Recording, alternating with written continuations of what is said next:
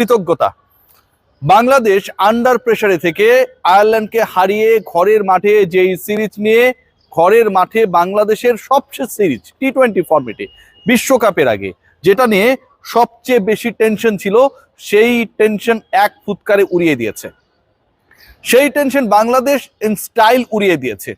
তানজিদ হাসান তামিম, পারভেজ হোসেন ইমনের ৭৩ রানের তৃতীয় উইকেট পার্টনারশিপ, অবিচ্ছিন্ন পার্টনারশিপ জাস্ট আইরিশদেরকে উড়িয়ে দিয়েছে। এই ম্যাচটায় বাংলাদেশ চেস করতে নেমে যে রান চেস করলো 120-র কাছাকাছি, সেই রান চেস করতে গিয়ে হাতে রেখেছে আরো 38 বল। বাংলাদেশ যদি এই 38টা বল খেলতে পারত, তাহলে বাংলাদেশের স্কোরটা আমরা যেরকম টি-20 স্কোর দেখতে চাই, প্রেডিক্ট করি, হয়তো তার কাছাকাছি যেত।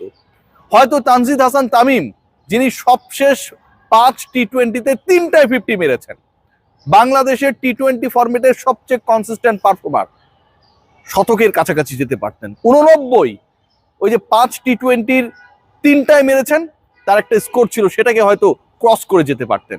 কোনো কিছুই হয়নি। তবে স্বস্তির সুবাতাস এসেছে চট্টগ্রামের সাগরিকা থেকে পুরো বাংলাদেশে। যেই দলটা টানা 4টা ম্যাচে হেরেছিল টি-20 ফরম্যাটে উইন্ডিজের বিপক্ষে হোয়াইট ওয়াশ হওয়ার পরে, প্রথম ম্যাচেই আইরিশদের বিপক্ষে প্রায় 40 রানের পরাজয়, সেই দলটা পরের 2 ম্যাচে ঘুরে দাঁড়িয়েছে।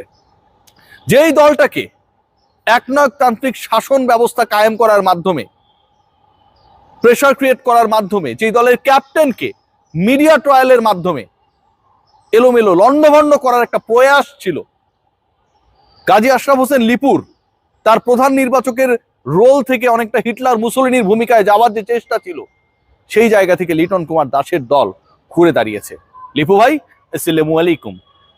প্রিয় লিপু ভাই, এই যে আপনি ঘটনাটা ঘটাইলেন, ঘটনা ঘটানোর পর আপনার মতো একজন সাবেক ক্যাপ্টেন বর্তমান ক্যাপ্টেনকে ছোট করার জন্য ক্যাপ্টেনের বক্তব্য আসার পর ঠিক যেভাবে মিডিয়ায় বাংলাদেশ ক্রিকেট বোর্ডের সহযোগিতায় আপনার স্টেটমেন্ট পাঠালেন, এবং পুরো স্টেটমেন্টটাই হচ্ছে ক্যাপ্টেন যা বলেছে সব ভুল, আপনি একলাই ঠিক। এন্ড অফ দ্য ডে সেটা মানুষ খুব একটা না, একদমই খায় নাই। লিটন কুমার দাসকে নিয়ে অনেক কন্ট্রোভার্সি থাকতে পারে, তার সেলফ কনফিডেন্স নিয়ে, তার পারফরমেন্স নিয়ে, তাকে আমরা যেভাবে দেখতে চাই, তিনি নিজের পারফরমেন্স, নিজের অস্তিত্ব, নিজের যোগ্যতাকে অনেক ক্ষেত্রেই বিশ্বাস করেন না। সেই অবিশ্বাসের জায়গা নিয়ে অনেক প্রশ্ন থাকতে পারে, অনেক সমালোচনা থাকতে পারে। বাট আপনি যত বড় নির্বাচক হন না কেন, যত বড় এক্স ডিরেক্টর হন না কেন, মাথায় রাখা উচিত ছিল লিটন বাংলাদেশের 18 কোটি মানুষের ক্যাপ্টেন, পরের বিশ্বকাপের ক্যাপ্টেন। মাহিদুল অঙ্কনকে দলে রেখেছেন, শামীমকে রাখেন নাই। আজকে শামীমকে এই ম্যাচের স্কোয়াডে রাখা হয়েছিল, তিনি 11-এও থেকেছেন। Liton Kumar Das, thank you again, thank to you. আপনাকে তো আমি আর আসসালামু আলাইকুম দিতে পারছি না, আপনি যে গার্ড শো করে শামীমকে আজকের 11-এ রেখেছেন, এটার জন্য থ্যাঙ্কস।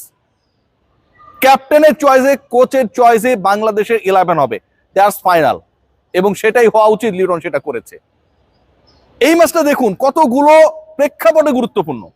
বিশ্বকাপের আগে শেষ ম্যাচ, সেটা বলছিলাম, সেই শেষ ম্যাচে বাংলাদেশে এটা অলমোস্ট ডে ম্যাচ। কেন গুরুত্বপূর্ণ জানেন? শিডিউলটা দেখে আসেন।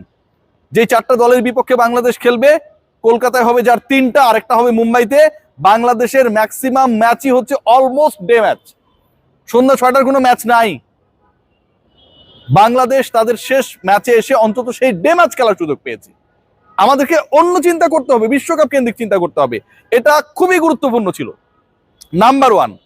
নাম্বার 2, ঘটনা যাই ঘটুক না কেন, বাংলাদেশ দলের টপ 4-এ চেঞ্জ হচ্ছে না, and which is very much correct, I support it.